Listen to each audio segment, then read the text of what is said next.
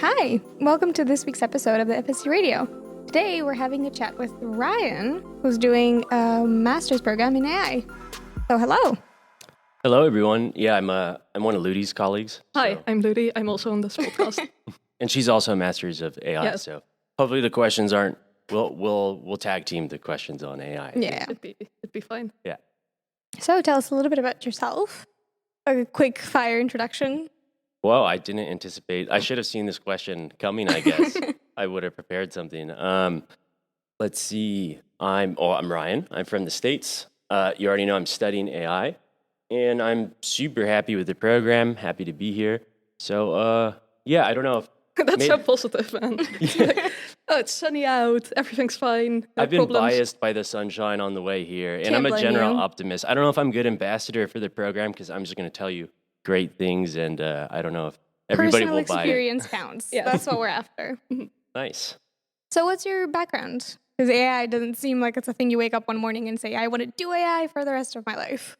Yeah, no, it did happen in that quick of a moment, but not in one morning.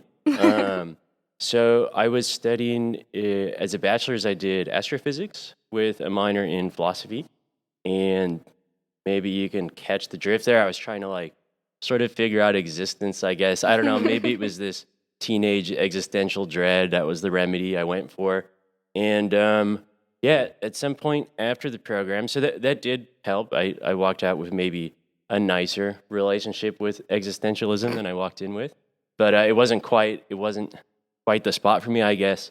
And somewhere along the way, somebody asked me, "What are you going to do next?"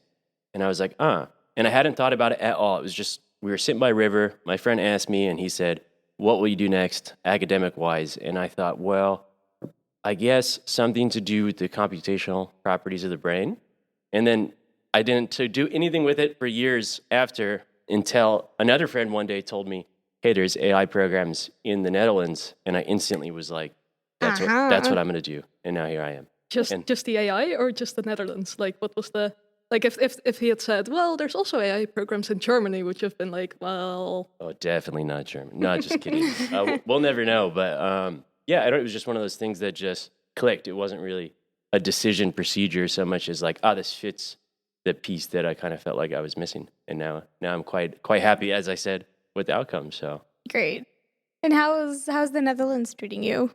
oh, I love it. I mean, like I said, I'm from the States, so it's I don't want to say an improvement, but it's an improvement in a lot of ways.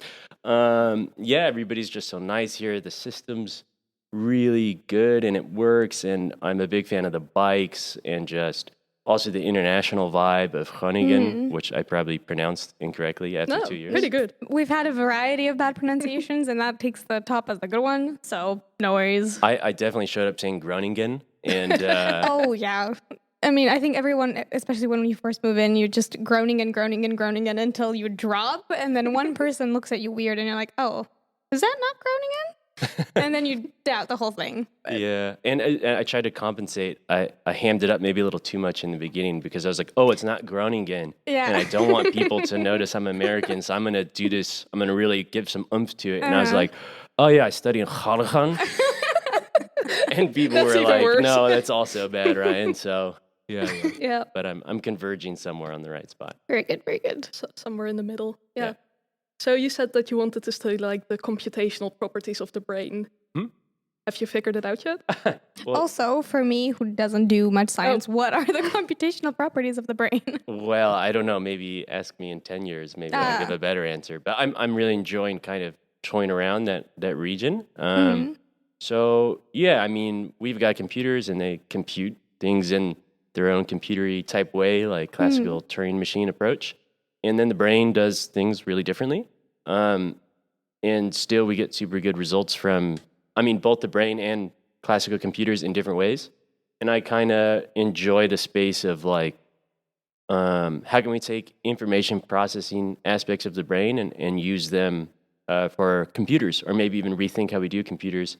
And yeah, for me, that's just like really exciting space to be in. It's kind of where I sort of, that's my new niche of, my existential exploration is just like, how do we make computers like the brains and stuff like that. That's cool. I can't give you a straight answer. That's all I got. Good Yeah. enough. I got it. The gist of it. That's what's important. What I'm curious is with AI, I'm having kind of a hard time understanding how much overlap there is between stuff like psychology or like, I guess, neuropsychology and actual machine like tech. Is there a straight answer to that, or is that also a bit hard to define? Well, I think I'll also double down and see what Ludi thinks about this. I'll first answer that I think it really depends who you ask. So, there's definitely lessons to be learned. So when you say psychology, that's I think of as like really high level processing, not just neurons firing, but like this emergent personality, type behavior.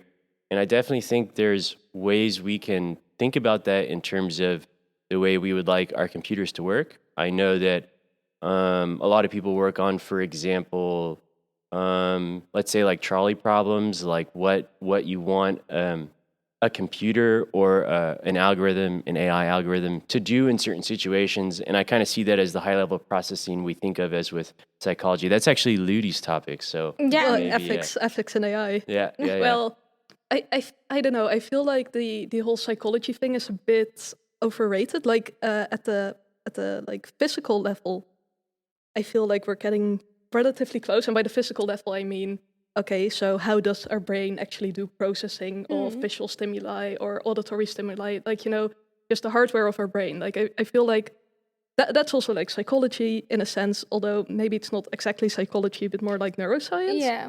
And I feel like there we are like in AI, we're really trying to do stuff that's like concrete and that we can improve on like actual science. But then the higher level stuff, like for example, trolley problems or, how memory works or just how consciousness works, like the actual like stuff that we as humans consciously deal with every day. Like, I don't think we're even close. Like we attempt all sorts of stuff, but I don't want to say it's not scientific because it is scientific, but I feel like we're not we're just trying all sorts of things, but there's no like clear consensus on how we have to handle those. So in that aspect, I feel like there's still like quite a bit of a gap between like personal psychology and AI. So, But I actually think it's the same issue for like computers and people. Where I mean, with people, it's like, where does the neuroscience stop and the psychology start? And with computers, it's, where do these explicitly defined things in the algorithm stop and like these emergent properties start? Ludi and I took a nice course called, I think it was called The Philosophy of Neuroscience with Professor Felipe Romero. I really recommend the course. It's super well put together and they cover a lot of nice topics. And one of them was really, and the class had a lot of different opinions on this, which I found interesting is, at what point do we, think of behavior as just, neurons firing or something else? And we don't really know.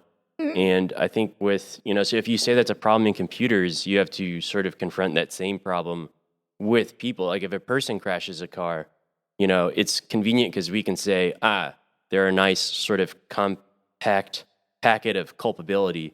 They should be responsible for the outcome of them crashing the car. But you can easily imagine extenuating circumstances. They were,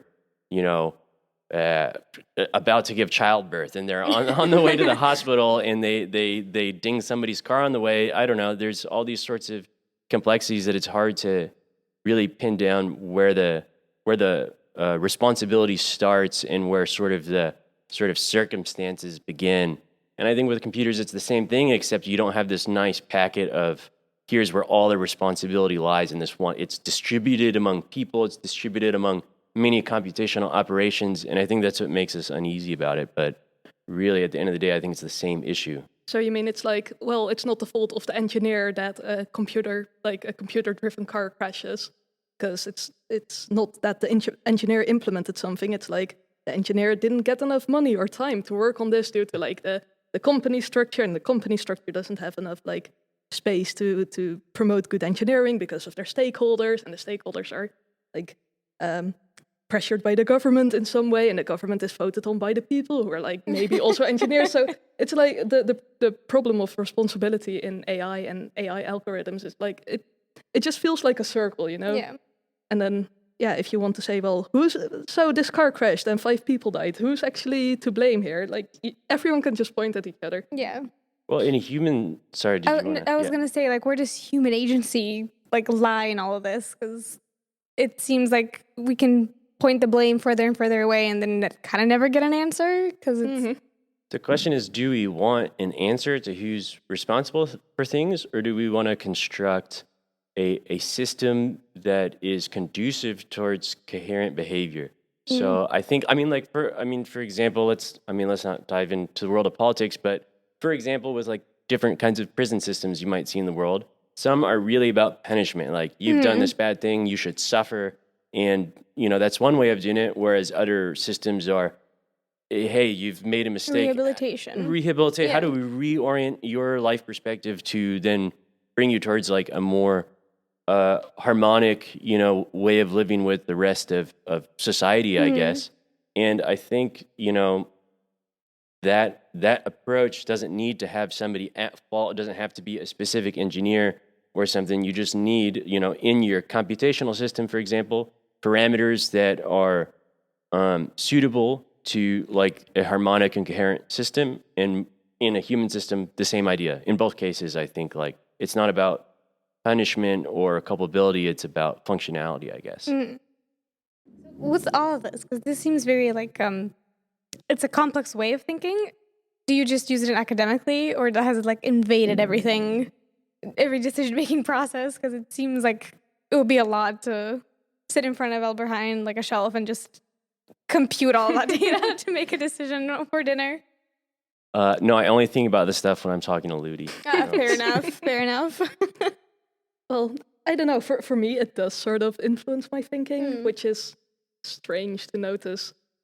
Like, it's not that I'm like, oh wait, the weight on buying this thing compared to that is higher, and then I have to buy this because my internal algorithm says that I have to do that. But you don't know. Maybe like my neurons are actually doing like some sort of computation that makes me want to pick broccoli instead of, I don't know, spinach. It's just all unconsciously. And then it sort of emerges as this like conscious impression that I want to have broccoli, like, which sounds very vague now. I say it out loud. It's like you don't really know where your thoughts come from. So they probably come just from like neurons in your head, and that's it. My neurons prefer spinach to broccoli. Team spinach. It's like objectively wrong. Yeah, well, and that's the thing is I don't think there is an objective right or wrong per se when we're talking about these emergent behaviors that come from neural processing. It's everybody's nested in their own set of experiences and perspectives in life, and I think that it's more about a function of your circumstance, and I think you can really think of computers in that sense too. And I think that's the so there's these branches of AI, I guess, which I mean, one is really this data driven, let's push forward with putting a huge amount of input into these systems. For example, millions of examples of car crashes, and then use that to determine how a car should behave, versus knowledge systems is what you might call it, and that's more high level properties, and I think are more akin to how we phenomenally experience thought, which is like having concepts work together, weighing pros and cons.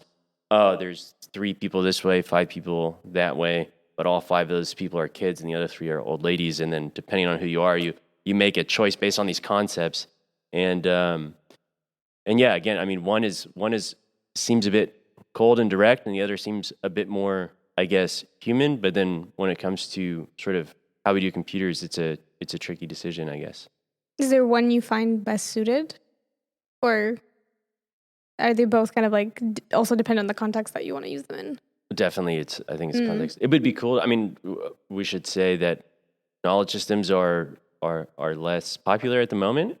There was a lot of hype about them. I guess maybe Ludi can say more. Like was it the 80s? Yeah, like 80s, 90s, ontologies, reasoning systems. Like, people still use them, and that's actually the area of AI that I really like the logic-based knowledge, rules, that sort of stuff. But I think since the 2000, 2010, as computer power increases and people just are able to do more with computers and with numbers and with like computation, then everything just moved to, okay, we're just going to have a numerical representation of a certain thing, like for example of a car, like speed and the angle of its wheels, like, you know, this great big set of numbers.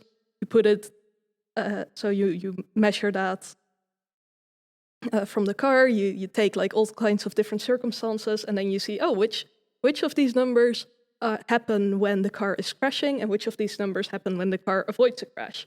And then you try to like train a sort of neural network to interpret, well, this stuff that crashes, this is wrong. So what can we change so that it doesn't crash?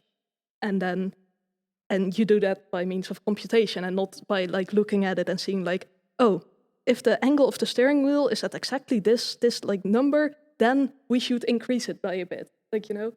So it's not a rule, but it's more like an algorithm. But there's a nice example I like to lean on because the data-driven approach is way more popular these days because it has a lot of industry power, a lot of easy uses.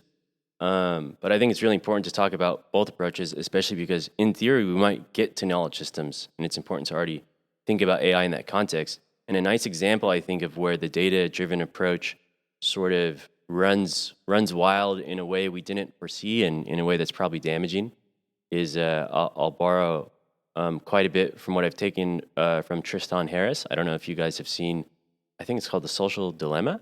Oh, yeah. Yeah, exactly. It's like the Bible documentary for my program. It's Really? Like, yeah. Yeah, well, it's so big part of journalism now, I guess. I was going to ask, actually, I mean, we can talk about it later, but finish your point and then we'll follow that up. We're going to make a nice segue. We're going to thread these points Of course. together. Pro podcasting. So, but yeah, so the point there is that, for example, YouTube, and I hope I don't misquote any information here, but YouTube obviously wanted to have an algorithm that would recommend videos such that people will spend more time on YouTube and therefore watching more advertisements. That's how they make money, period. Yeah. Very simple model, pretty, on the surface, fairly innocent. Obviously we don't like advertisements, but this company posts all these videos and we like the videos, so we're willing to put up with the ads. And of course, they're going to try and optimize that.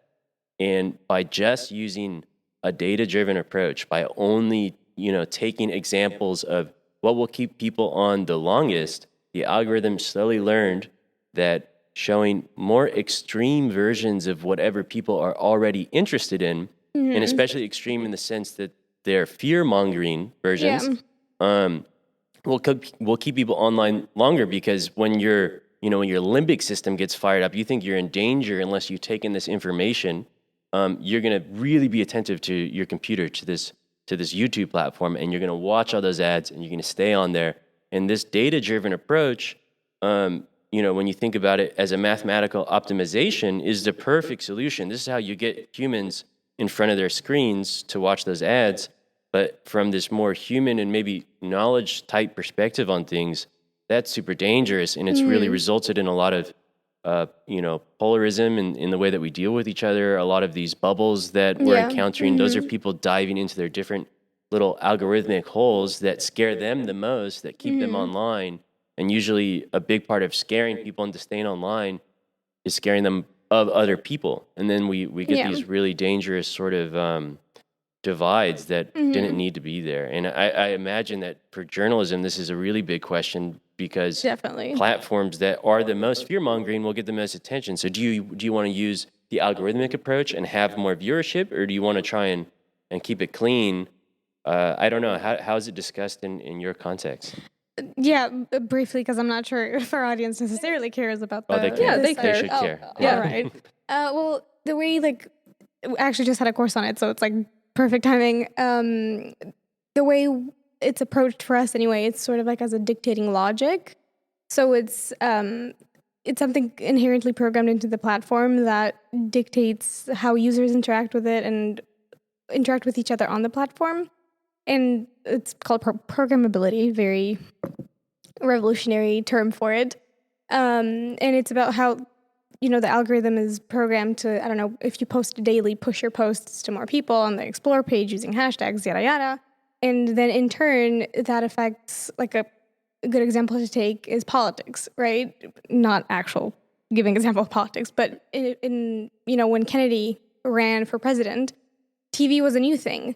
that's plain media logic. The whole debate with Nixon where Nixon wanted on radio because people couldn't see him, right? And he sounded confident, but Kennedy wanted on TV because he looked nice. He had the allure of a president, I guess.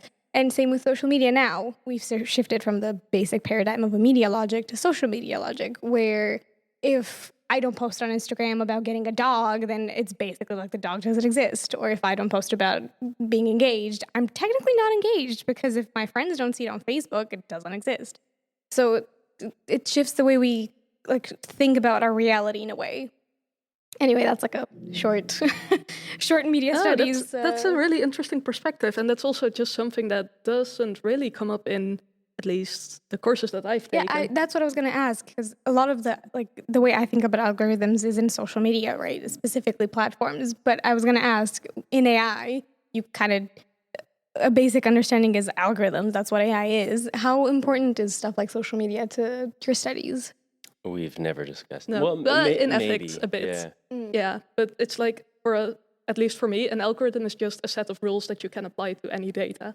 Oh, okay. And you can use it for social media, for just for everything, basically. Yeah. So, I mean, I guess I do have a more niched view of it. You're like it's like the algorithm. Exactly. Right? this algorithm. Mysterious. Yes. But that's the thing about algorithms and about emergence and about complex systems, is that it just can take a few small set of rules locally and then, scale it, and all kinds of wild stuff can happen, And so for us, an algorithm that's just recognizing pictures of kittens, this seems very benign, but it's those same sorts of principles. Well, I don't know if image recognition is the best example, but algorithmic type principles that allow, global scales to be reached. I mean, it's all information processing, and I guess in a scale invariant kind of paradigm, these little rules we make on the our GitHubs and and stuff, they expand to real world consequences. And actually, I think the way that in a sense people are running on algorithms even pre-computer times. We have societies have rules, or religions have rules, and we use these to guide our decision making processes. And all of this is sort of algorithmic propagation over time, and now we've got this kind of wild, strange loop feedback of we have computational algorithms feeding our social algorithms, feeding our computational algorithms, and the point is we've got a hard time now pointing at where the humans start and the computers stop, and vice versa. And really, I feel like you can't do any one thing to really take control back of the system, but I think you can do many distributed things to sort of and I think maybe that's where something like journalism and in any field really can play a role of maybe steering away from sort of this optimization of how do we get, for example, viewership, and more towards maybe a set of principles that are the nicest for the sort of optimizing happiness. Yeah. Which sounds really creepy. I disagree. I think that should be the thing. I mean, that should be the function of a government or a religion or a computer program, is how do we optimize for sort of the sorts of complexity that will result in like group happiness, I guess. Yeah, you just lace the water supply with like cocaine. Everyone's happy. It's fine. Sustainable happiness. Oh, sustainable. Okay, and who decides what that means? Then on the flip side of what you said, having certain professions step away from using as much technology and like the algorithms and shifting towards like making a sustained effort for happiness, or making sure that everyone's well. You said the thing where we don't really know where computer, like the loop you mentioned. That's a question that me in media studies look at as, okay, do media shape society, or does society shape media? Right? It's a different approach on the same loop, and there's been like debates for as long as media studies has been a thing about this same thing. And no matter where you look, people are going to have these polarizing ideas on it. So I'm not even sure that stepping away from, because at this point we can't really step away from using technology and using things that are algorithmically programmed, right? Because journalism doesn't only depend on algorithms for views, it depends on it for money, right? Yep. Not going to get into that too much, but without ads on your New York Times or the Guardian or whatever, you're not going to get anywhere. So things are going to ultimately start to die down if they don't adapt to the algorithmic logic, but also the algorithmic logic doesn't do them well. So it's like a very... I actually think you really got to the crux of it there nicely. What you said there is money is our optimization in a sense, and if you can't maximize profit, you won't sort of survive in this evolution of sort of our information processing mechanisms. I think it started with all the way back to yellow journalism, probably even before that. Propaganda's been around forever.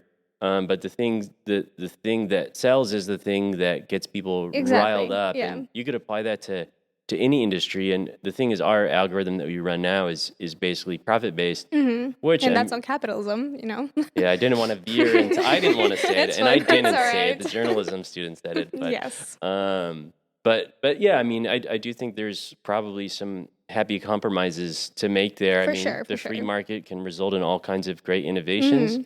But maybe there's ways to sort of, take back a bit of the optimization in terms of not only being profit driven. Otherwise, we're going to get, news that scares us instead of informing us. Yeah, limit the most of the damage. But talking about these filter bubbles, like maybe I am really in a filter bubble and I haven't noticed. You would know if you're in a filter bubble. Yeah, probably, right? But the definition of a filter bubble is that you don't don't know that you're in a filter bubble. No, but I feel like. Yeah, now I guess I'm admitting that I'm in a filter bubble because I don't really know anyone who is not in my filter bubble. Yeah. Yeah. And that's because the social media algorithm, like, it's made to give you the things that it knows somehow that you will like or that you will agree with, and that won't challenge your opinions in a way that you will have to dramatically shift your views. Yeah, no, but even in real life, like you meet family members and sometimes they disagree on political stuff, but still, like, I don't feel like there's like this huge polarization, but maybe you guys have a different experience there. Well, I guess on an individual level, it would be kind of hard to see because you're friends with the people you get on with. So then that's like, is that an algorithm that your brain has? Where, yes. There you go, crack the code. But, your friends are like you and that's why you're friends with them. But maybe distant family members or colleagues or people that you're not immediately related to who have different opinions, like that's where the differences are more obvious. Yeah, but then I guess still you have this like layer of civilization over it, where it's like, I'm not going to argue with you over the dinner table, But then that's just, you wanting to have a nice Easter. Like, that's just basic. Yeah. But then there's also like, again, not going to get into this.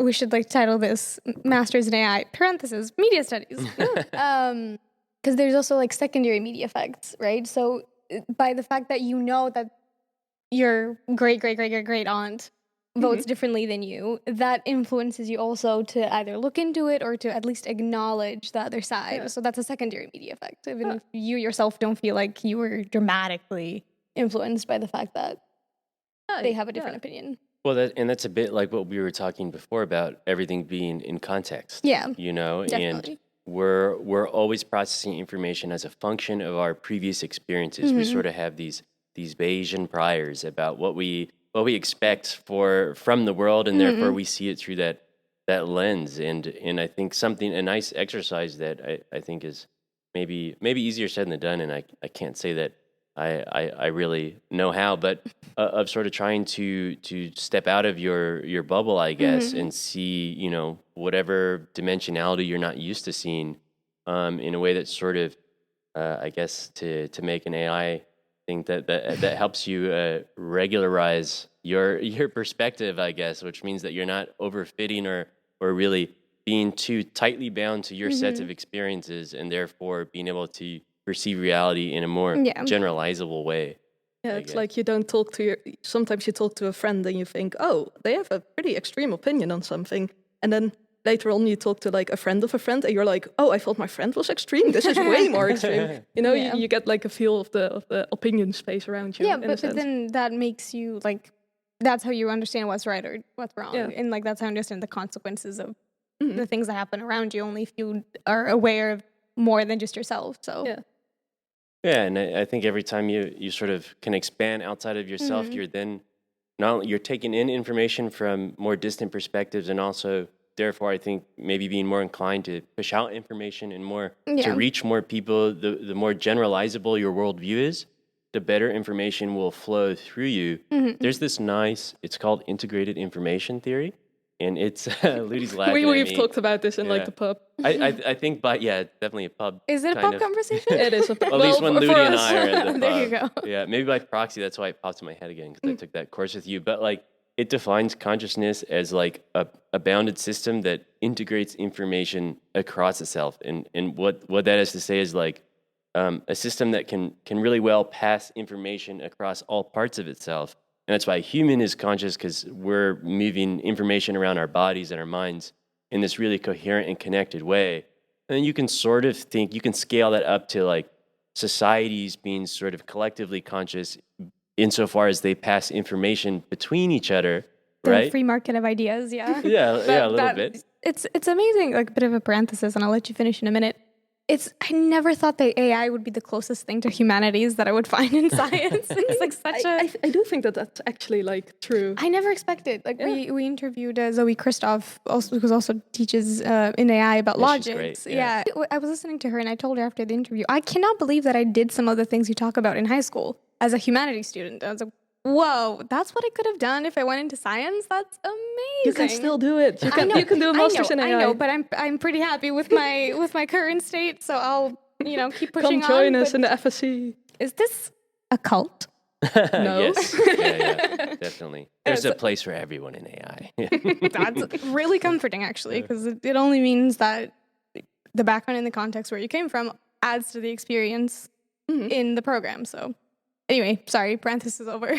Go on. And maybe to make a connection where there's not one, but that's sort of the nice thing about AI is that I think it integrates information across a lot of fields, and that's what I think when I talk to people has brought a lot of people to AI. Is they're like, oh, I like math, but I also like brains, or like, oh, I like ethics, and I also like algorithms. There's many different, and you can sort of apply AI. I mean, you happen to be a journalism student sitting here, but actually we could put many different backgrounds at the table, and AI would also be related to it.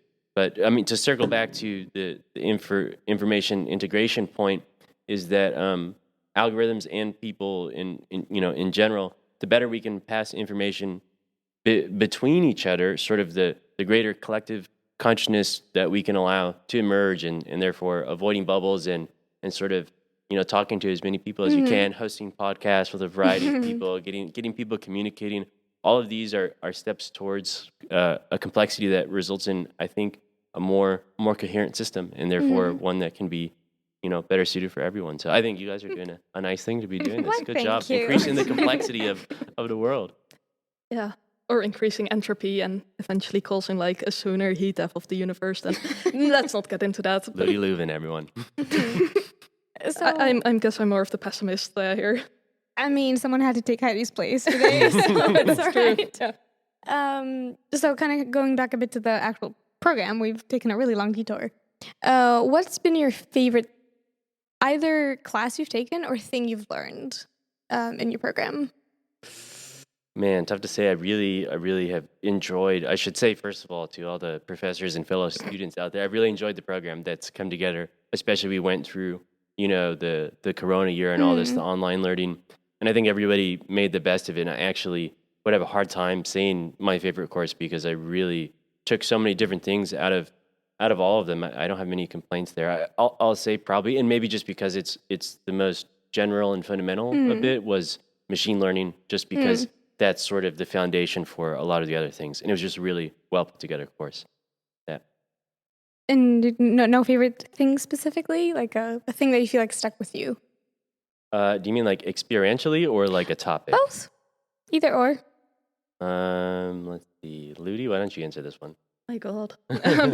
Well, I guess specifically for my master's program, no, just writing my thesis, I think. 'Cause that's been the most fun and the stuff I've like spent the most time on. So yeah, and it's just fun to research stuff. But But you just said something, and I was like, yes, I have something about that, but now I forgot again. I can fill in while you think about it because I Yeah. did think of something that stuck with me in the program, which was um, all of our courses almost have been project based, and the projects have allowed for a lot of freedom and as well group work. And so through the program, there's been this nice side effect, that you don't necessarily need to learn when you learn AI, but of sort of first of all collaborating with people and also being creative with technical things, which I think is a difficult thing to get used to because when it comes to technical details, you sort of feel a little bit sometimes bounded in on how you should do things, how you're supposed to do things. And because of all the diversity of group projects we've had and sort of people talking together and having ideas, I think I've really had this nice experience of getting used to, hey, here's a problem. Like how can we work together and be creative with how we come up with a solution? And I think that's something you can carry well outside of AI into about anything. So Yeah, for it's that really stuck with me. very different than just here's an exam. Good luck. Yeah. Which has been, well, in the bachelor's there's also like a mix of exams and projects usually, but I think you also, this is like a very specific circumstances because due to COVID they were like, we're not doing any exams because it's just so easy to like commit fraud and stuff and to cheat. And AI really lends itself well to these sorts of like, oh, we're just going to do a project.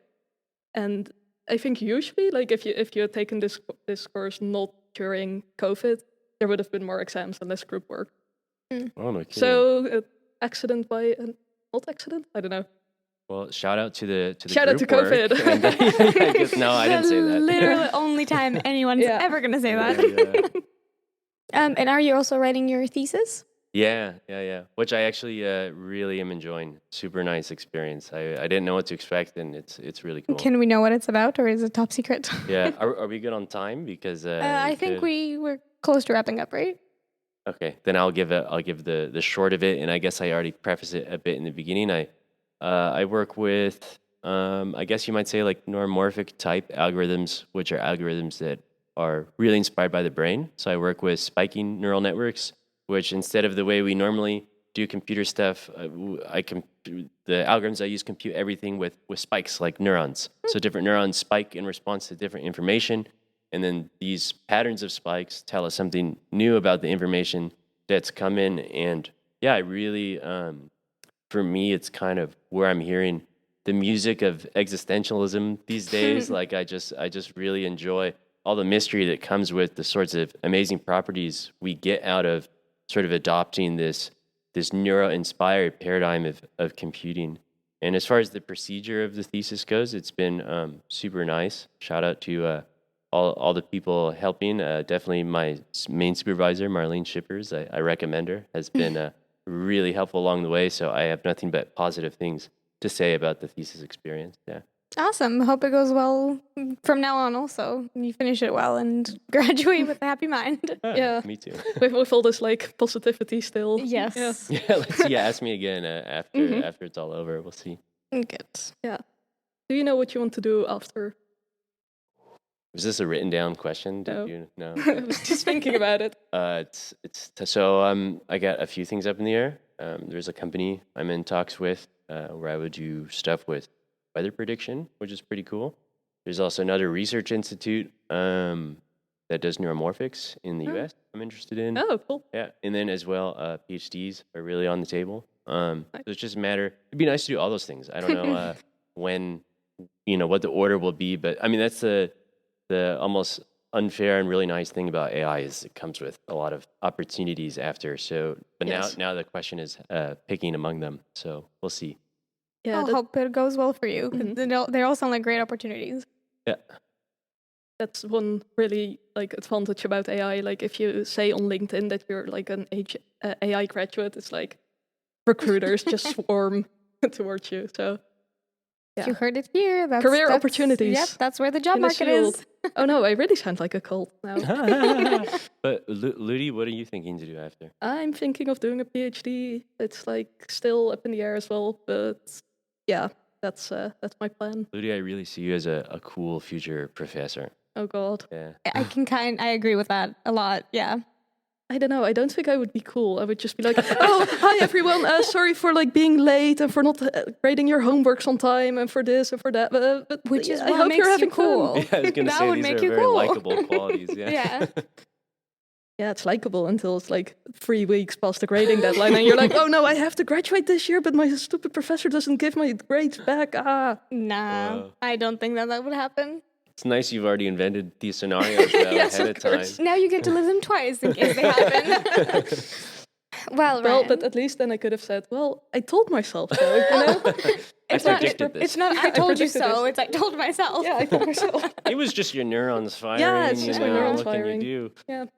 Damn. Well, I think you'll be a great professor if that's what you decide to do. Mhm. I think so too. Well, There you go. thanks, You have thanks. the vote of confidence. Great. Nothing holding you back.